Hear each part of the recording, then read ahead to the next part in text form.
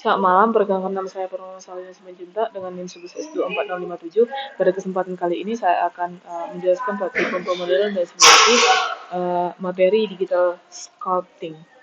Jadi pada praktikum ini terdapat 3 objek yang akan dibuat.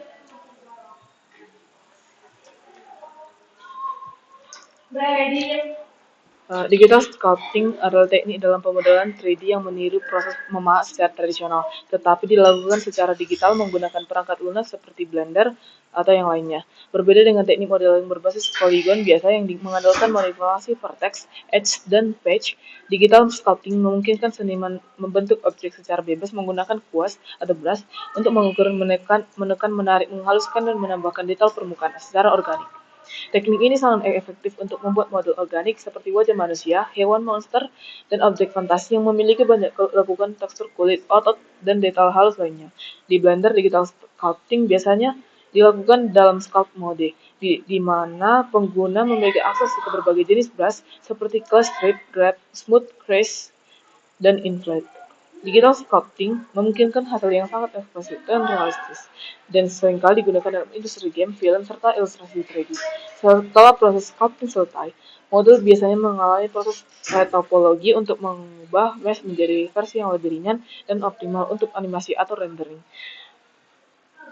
Modifier yang digunakan dalam Blender itu seperti pada praktikum-praktikum sebelumnya, area modifier, mirror modifier, dan modifier lainnya. Mode kerja dan objek primitifnya itu dalam proses digital sculpting, mode kerja utama yang digunakan adalah sculpt mode, di mana pengguna bisa membentuk detail permukaan objek seolah memahat tanah liat digital. Proses ini dimulai dari objek mode untuk memilih dan mengatur objek ke dasar, lalu berpindah ke sculpt mode untuk menggunakan berbagai brush seperti draw, clay, crease, and smooth. Untuk mendukung bentuk kompleks, sculpting sering dikombinasikan dengan remesh atau dynamic topology atau DynTopo guna menyesuaikan kepadatan mesh saat membentuk detail. Setelah sculpting selesai, pengguna bisa berpindah ke vertex paint atau texture paint untuk memberikan warna dan tekstur langsung pada model. Mode-mode ini bekerja secara berurutan sebagai bagian dari workflow sculpting yang fleksibel dan detail. Objek-objek seperti karakter kucing, tengkorak, dan ansil pada gambar di atas biasanya dimulai dari bentuk primitif seperti UV, sphere untuk bagian kepala, atau cube untuk objek keras seperti ansil. Primitif ini berfungsi sebagai kerangka awal yang akan dimodifikasi lebih lanjut melalui sculpting. Untuk mode organik seperti kucing dan tengkorak, sphere memberikan topologi yang cocok untuk deformasi halus, sedangkan cube cocok untuk bentuk mekanis yang lebih kaku. Setelah proses sculpting, objek dapat dihaluskan dan disiapkan untuk rendering, memberikan hasil yang realistis dan ekspresi sesuai kebutuhan artistik.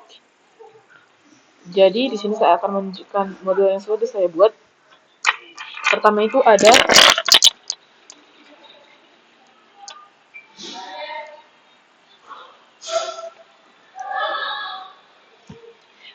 di sini ada karakter kucing. Jadi objek ini sangat mengandalkan bentuk organik dan ekspresi lembut. Sculpting digunakan untuk menciptakan bentuk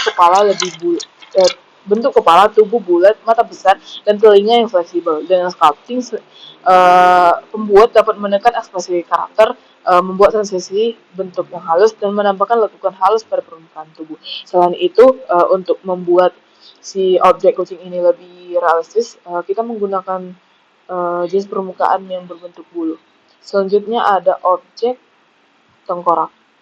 Tengkorak adalah bentuk anatomi yang penuh lekukan dan detail kecil. Sculpting sangat cocok digunakan dalam pemodelan anatomi seperti ini karena memberikan kontrol penuh atas struktur tulang, cekungan mata, rongga hidung, serta tekstur permukaan tulang.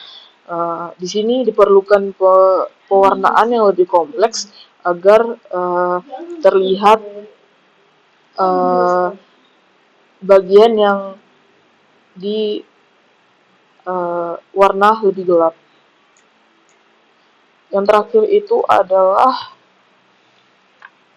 anvil atau landasan besi. Sebenarnya objek ini merupakan objek organik, walaupun terlihat seperti objek anorganik. Anvil ini memiliki bentuk stylized yang tidak simetris secara matematis dan permukaannya tampak seperti telah mengalami benturan atau aus. Ini adalah contoh bagaimana sculpting juga berguna dalam modeling hard surface dengan pendekatan yang lebih artistik, terutama saat ingin memberikan kesan usia, tekstur, dan kerusakan alami pada permukaan.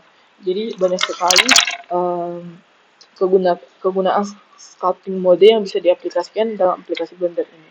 Sekian yang bisa saya sampaikan dalam praktikum kali ini. Jika ada kesalahan, mohon dimaafkan. Terima kasih.